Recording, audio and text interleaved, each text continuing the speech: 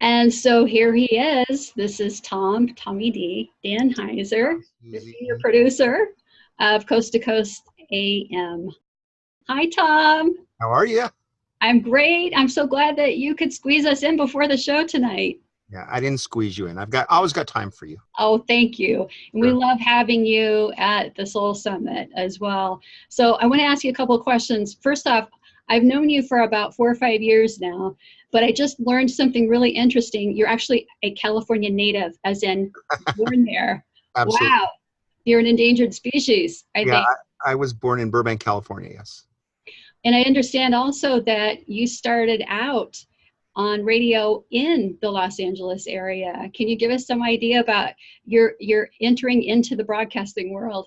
Yeah, I was working at a job that was paying bills, but it wasn't fun. It wasn't exciting, and I like to have fun in my life. So I thought about entertainment and I thought about radio.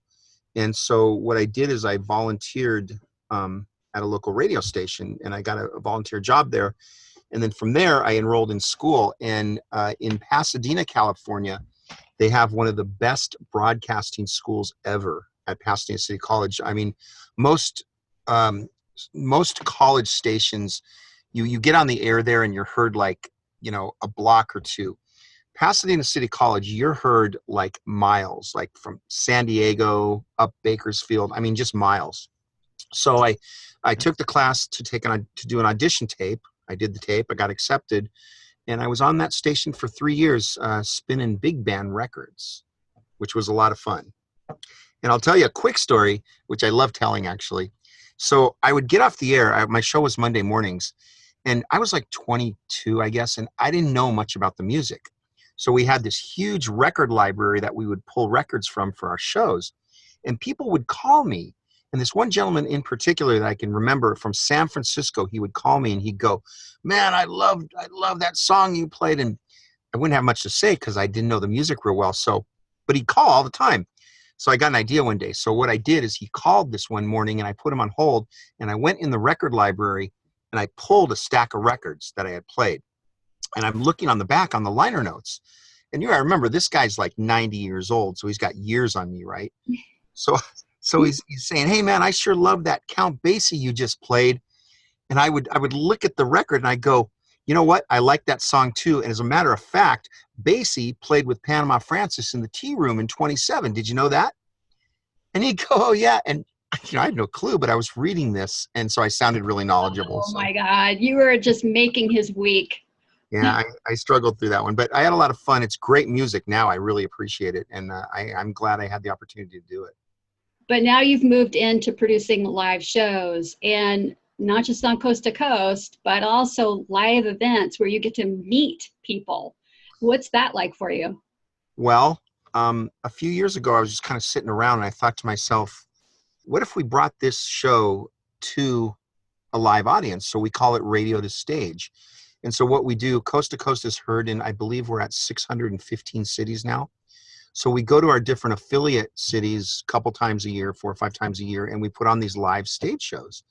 And they're interview shows, and we add music, and we add video, and we have a band, and it's a party. It's a lot of fun. And then we meet the listeners after, which is a real treat.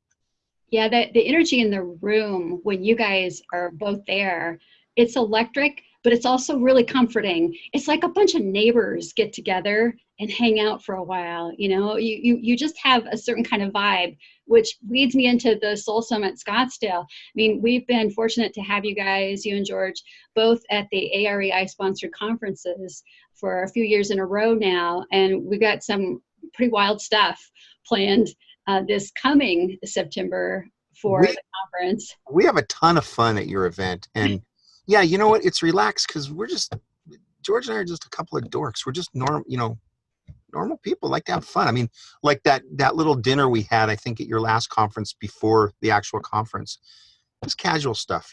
Life should be fun. So yeah, people don't get to see when we're just kind of kicking back with their shoes off and having a hamburger and hanging out, but it's still, they feel that, when we've all bonded and we're just being real and having a good time, they feel that it transfers into the programs that you get. And you guys are so generous with the fans too. I mean, a lot of handshaking going on, a lot of pictures going on.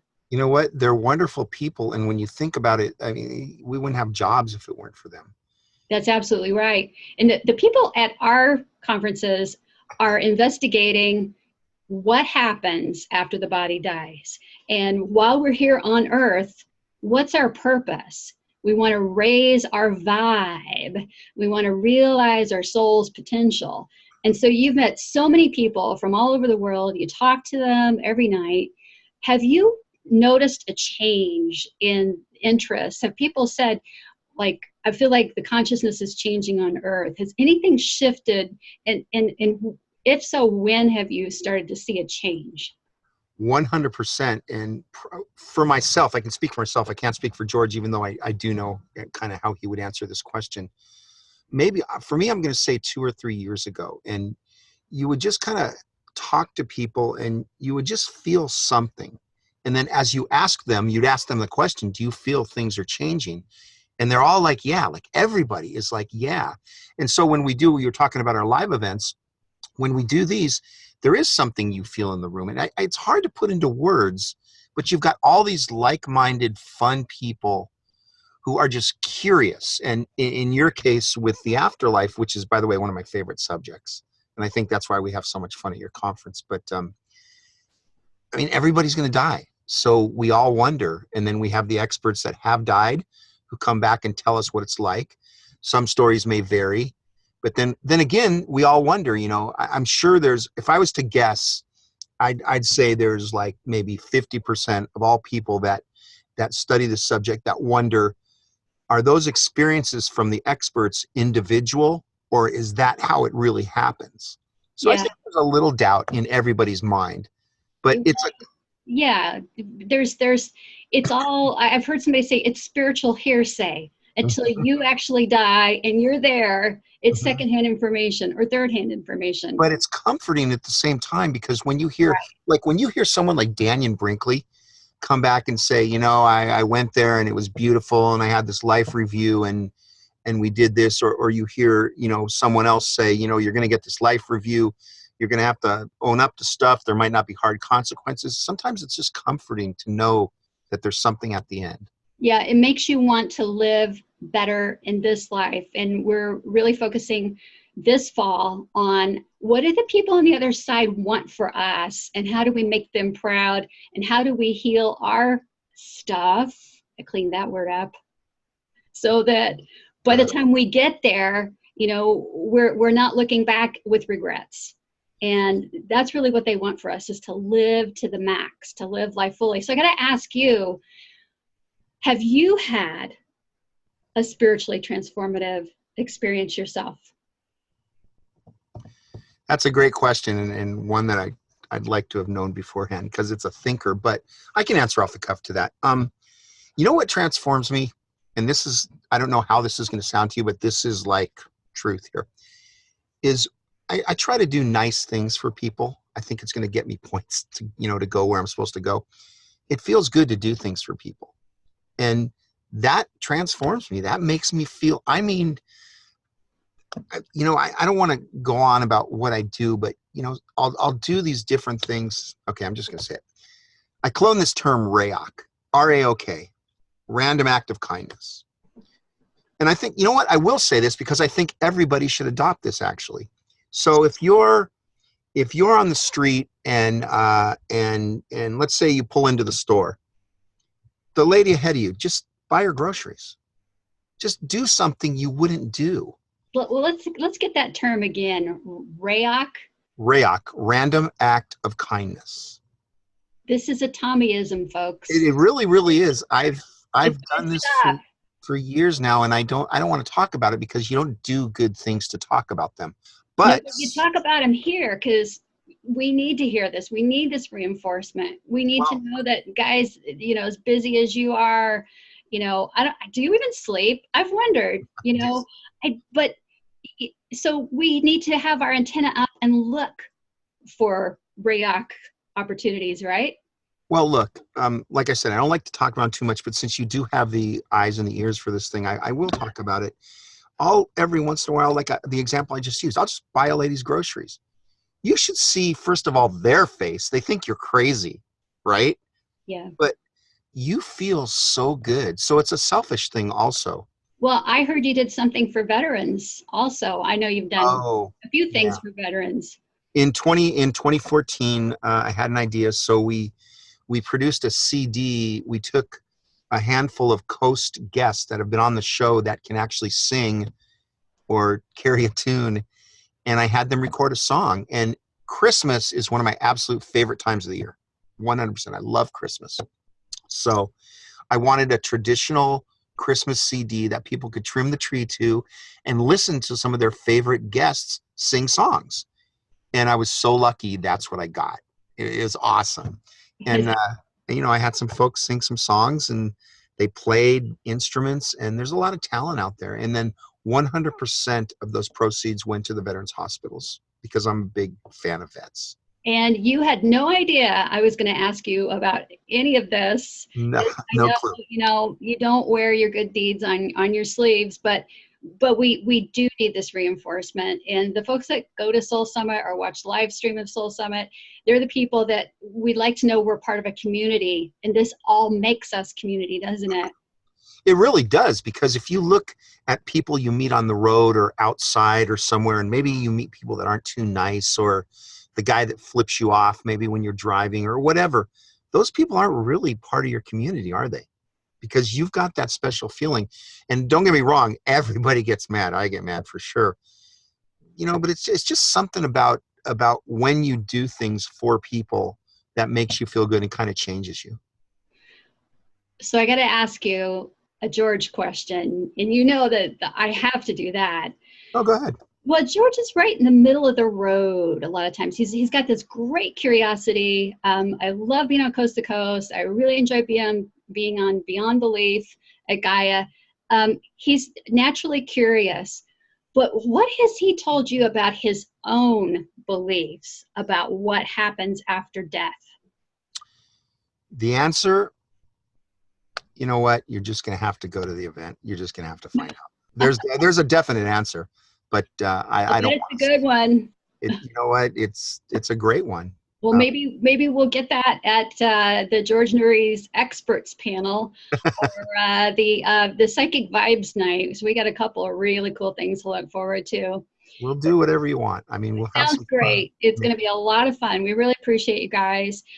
Any thought that you want to leave us with about animals and their souls? I know that you have a little dog. I think his name is Freddie. I love Freddie. Does Freddie have a soul? Do you believe that Freddie has a soul? I not only believe that, let me tell you, I wish that I had a picture I could hold up of him. I probably could, but it'll take too much time to find it on my phone. You send me a picture and we will put it in. Done deal. So Freddie's a little Maltese.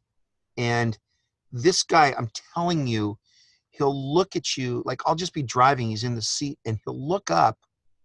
And I swear to you, it's like there's a little man in there. And they look at you like, I love you. Like, with the eyes of just, it's I don't know, it's not heartbreaking. That's not the right word. It's just warming. It's crazy. They definitely have souls. I would never, ever be convinced that they don't.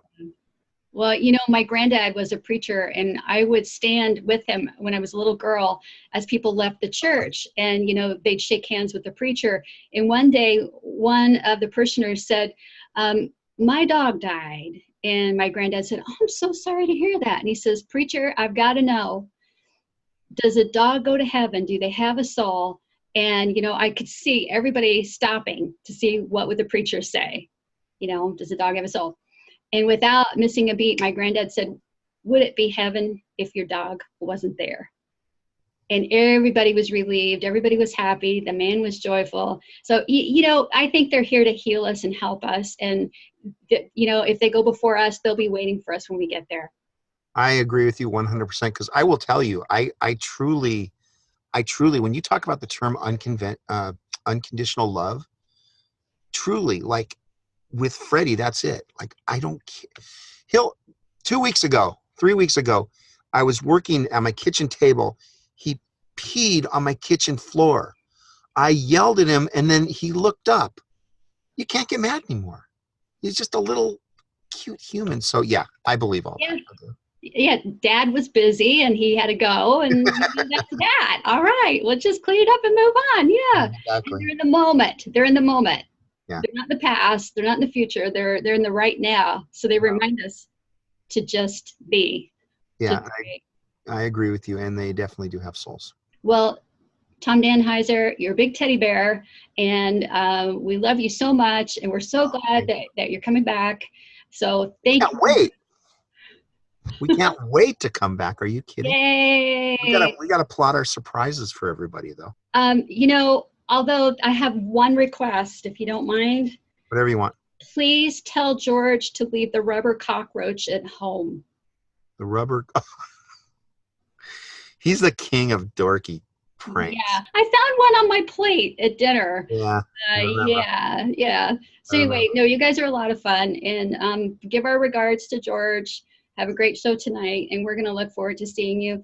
Soul Summit Scottsdale, you can learn more at soulsummitscottsdale.com. Listen, you don't want to miss this event. 15th. Thank you. You don't want to miss this event, okay, folks? Come have fun. Come learn things, right? Because it's all about having fun and learning, and we're going to do both. And the community that Tom talked about, you will feel it. Thank you. 100%. Susie, we'll talk to you later. Thank you for having me. See everybody at that event. Don't miss it.